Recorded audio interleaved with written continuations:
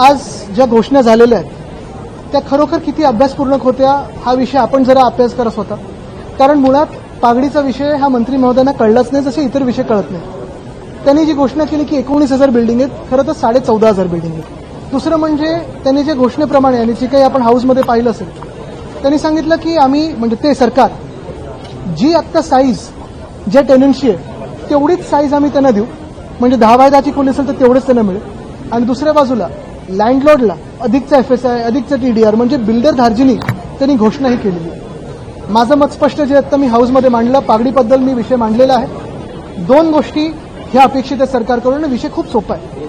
Competent authority कोण आहे, BMC आहे की म्हाडा आहे, हा विषय एवढा चढलेला आहे आणि कोर्टात ह्याच्यावरनंच वाद चालू आहे. मला वाटतं राज्य सरकारने पहिली तर गोष्ट कॉम्पिटंट अथॉरिटी कोण आहे हे सांगावं.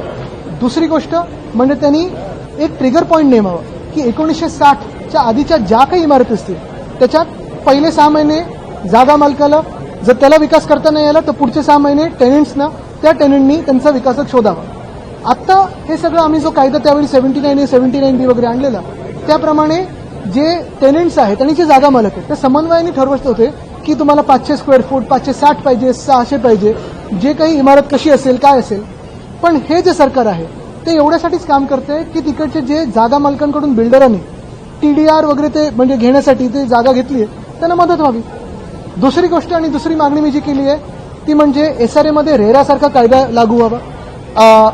305 वरनं SRA मध्ये 500 स्क्वेअर फुटापर्यंत ही घरं SRA धारकांना मिळावी. आणि तिसरी गोष्ट म्हणजे ग्राउंड+1 जिथे जिथे SRA झालेलं आहे तिथे त्या लोकांना सगळ्यांना देखील रेग्युलरायझेशन मिळालं पाहिजे. महापालिकांच्या निवडणुकांवर अशा प्रकारचे घाईघाई निर्णय घेतात असं वाटतं? घाईघाईनी तर प्रत्येक दिवशी घेत असतात निर्णय, नंतर वाचतात. आज एकनाथ शिंदेंनी पत्रकार परिषदेत उत्तर दिलंय की शिशेगर होते तो पत्ता नाही फेकायला. मला वाटतं जे स्वतः पलटात अमावस्या पौर्णिमेला त्यांनी बोलायला नाही पाहिजे. आणि त्यांचा पूर्ण राजकीय प्रवास आणि जे काही तिकीट त्यांना मिळालेलं आहे, ज्यांना पहिल्यांदा मंत्रिपद दिसलं, हे दिसलं, थोडी तरी लाज बाळगून टीका केली पाहिजे. माणसांनी किती उडी मारावी ह्याच्यावर मी बोलणार नाही. पण आता तुम्ही बघा, हेच विषारी साप अॅनाकोंडाला चावायला निघाले. हिवाळी अधिवेशनाचा 14 दिवस उद्धव ठाकरे आज बोलत आलेले आहे. अरायवल झालं का, डिपार्चर झालं का, असं सुद्धा शब्दप्रयोग त्यांनी केलेला आहे. नाही, पण त्याच्यातनं त्यांची वृत्ती आणि किती छोटं मन आहे हे कळतं. किती निर्लज्ज एखादा व्यक्ती असू शकते हे कळतं. तरी संतुलन गेलंय असेही शब्द होते. हेच मी बोलतो ना, त्यांनी आरशात पाहावं. 22 पण ऐकायला बघायला तर पाहिजे ना कॅमेरा लक्ष. आधी घेतला होता त्यावरनं पण तुम्हाला परत चॅलेंज केलं गेलं होतं की काही नावं सांगावी जर असतील. नावं सांगितली तर मग मुख्यमंत्री कसं खेचणार त्यांना? एकीकडे जी आहे ती झाडं कापण्यावरून राजकारण होताना बघायला मिळते. झाडं ही कापली जाणारच असं देखील स्पष्टीकरण भाजपवर होतंय. दुसरीकडे वनमंत्रीच म्हणतात की शहरात बिबटे घुसतात कसे. तेच ना, म्हणजे एका बाजूला तुम्ही तपोवन कापताय, अजनी कापताय, संजय गांधी नॅशनल पार्कमधले यांचे जे येऊरचे बंगले आहेत ते रेग्युलराइज करायला तिकडे झाडं कापताय. आणि दुसऱ्या बाजूला जेव्हा बिबटे घुसतात शहरी भागांमध्ये तिथे तुम्ही सांगता की त्यांना गोळ्या मारा. कुठेतरी समन्वय असणं गरजेचं आहे, कुठेतरी एक मध्य मार्ग असणं गरजेचं आहे. आणि बिबटे नेमके का शहरात येतात? कारण भाजपचं सरकार हे वन कापत आहे. हे शेळ्या पाठवून तुम्ही काय त्यांना डोमेस्टिक करणार आहात, पाळीव करणार आहात? जयंत पाटलांनी असं म्हटलंय की ज्या सरकारला विधानभवन परिसरातील बिबटे कुठे पकडता येत नाही ते बिबटे काय पकडणार? नाही बघा, मी कुठचेही प्राणी, मग भटके कुत्रे असतील किंवा आम्ही जास्ती त्यांचे रोग धरणार नाही. ते बिचारे तेवढेच या जमिनीचे मालक आहेत जेवढे आपण आहोत. पण निश्चितपणे कुठेही शहरांमध्ये याचा त्रास होऊ नये, गावात याचा त्रास होऊ नये. आणि याचं कारण एकच आहे की भाजप जे वन कापत आहे, जे जंगलं मोडत आहे, तोडत आहे, त्याचं हे उत्तर आहे. उद्धव ठाकरे यांनी पत्रकार परिषदेमध्ये लाडक्या एक बहिणीचा मिनिट, अच्छा काय, एक मिनिट, मराठी होतं मग हिंदी. लाडक्या बहिणीचा उल्लेख केला होता. 2100 रुपये आहे ते सरकारने देणार वचननाम्यामध्ये सुद्धा होतं. मात्र ही योजना सुरू राहील एकनाथ शिंदे यांनी सुद्धा म्हटले. मात्र आता या सगळ्यावरती सत्ताधारी आमदारच म्हणत आहेत की याच्यामुळे आमचा निधी वळवला जाते, आम्हाला निधी मिळत नाही. काय झालंय की सत्ताधारी आमदार आणि सत्ताधारी जे मंत्री आहेत त्यांच्यात एवढं आता अंतर झालेलं आहे की काय नक्की राज्याला पाहिजे आणि काय नक्की मंत्रिमंडळ विचार करते. तर मंत्रिमंडळ फक्त बिल्डर आणि कॉन्ट्रॅक्टरचा विचार करते, जनतेचा विचार करतच नाही. विधिमंडळामध्ये चर्चा सुरू असताना संबंधित खात्याचे मंत्री आधार नसतात. त्यामुळे आता सत्ताधारी पक्षाचे आमदारही वैतागलेले दिसतात. आहेतच ना ते. आत्ता पण बघा, आपण आत्ता जी चर्चा सुरू होते सत्ताधारी पक्षाचा प्रस्ताव सुरू झालाय, किती मंत्री बसलेत? सर घोटाळा प्रकरणी हायकोर्टात सुनावणी झाली त्यामध्ये पार्थ पवारांचं नाव का नाही असं हायकोर्टाने सांगितलेलं आहे. या संदर्भात विरोधक काही विधानसभेमध्ये प्रश्न विचारणार आहेत का या संदर्भात? नक्की, पण याचं उत्तर सरकारने देणं गरजेचं आहे आणि हाच प्रश्न आम्ही उद्या विचारू. बघू.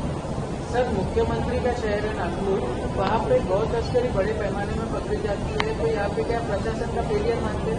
देखिए, मैं ये नहीं मानता कि ये किसी एक व्यक्ति का शहर है, ये हर एक का शहर है, ये महाराष्ट्र की उपराजधानी है। लेकिन अगर हो बात गौ तस्करी की, रिजिजू साहब जो खुद गौमांस खाते हैं वो भी आज केंद्र के मंत्रिमंडल में दोबारा मंत्री बने। तो भाजपा की नीति क्या है? गोवा में कहते हैं कि हम गौमांस की कमी नहीं होने देंगे, तो राजनीति के लिए हिंदुत्व का इस्तेमाल करते हैं और अन्य समय से चलाते हो काम, व्यवसाय पे देखते हो। इस गौमांस से फैट से घी बनाया जा रहा था और वो भी पकड़ा गया सर। देखिए, आज दूसरा एक स्कैम आया है वो तिरुपति मंदिर के स्टॉल्स का, यानी वहां जो हम जैसे भाविक जाते हैं, पहले घी का आया फिर ये आया। कहीं ना कहीं केंद्र सरकार स्पष्टीकरण दे कि हमारे भावनाओं के साथ क्यों खेला जा रहा है। सर, पार्थ पवारच्या प्रकरणामध्ये विरोधक कुठेतरी शांत आहेत, विरोधक आक्रमक होताना दिसत नाही. अरे अजून 2-3 दिवस आहेत ना पण. आणि आम्ही असो किंवा तुम्ही असो, आम्ही जेव्हा प्रश्न विचारत आहे सरकार उत्तर देत आहे का? सरकार आपल्या मस्तीत मजा चालली आहे त्यांची. म्हणजे याचा अर्थ हाच आहे की किती जनतेने आंदोलनं केली, किती लोक उतरली, कितीही टक्के लोकांनी प्रश्न विचारले, तरी निवडणूक आयोग ज्याच्या मागे ठामपणे एवढं उभं आहे आणि निवडणूक आयोगाचं सरकार आहे तर त्यांना काही फरक पडत नाही. पण जनता उत्तर हे रस्त्यावर येऊन देईल. येणाऱ्या निवडणुकीसाठी महायुती झाली आमची असं सत्ताधाऱ्यांनी सांगितलं. चांगलंय, सर्वच निवडणुकीचं चांगलंय. आता अजून वाद सुरू व्हायचेत. सर, एकीकडे सुवर्ण माध्यमाचा मुद्दा असताना मंत्री पाहायला गेलं तर ते सुद्धा चर्चा करतात असं माझी सातत्यानं सरकारला गैरसायर देतात. इथे नागपुरात आले ओरडा करायला पण देवासारखी आणि देण्यासारखी वृत्ती देवा असं सुद्धा सरकारला सांगत. आता आपण सगळी त्यांची भाषणं ऐका गेल्या 1 वर्षातली, काय काय काढलं त्यांनी बघा. चला, धन्यवाद. असं अतिवृष्टीची विशेष चर्चा आज आयोजित केली होती, मात्र त्यावेळेस केवळ एकच मंत्री उपस्थित होते. आपण पाहताय, लक्षवेधी असो किंवा आता चर्चा असो, सत्ताधारी पक्षाचा असो, विरोधी पक्षाचा प्रस्ताव असो, एक मंत्री आणि बाकी सगळे बाक मोकळे आहेत.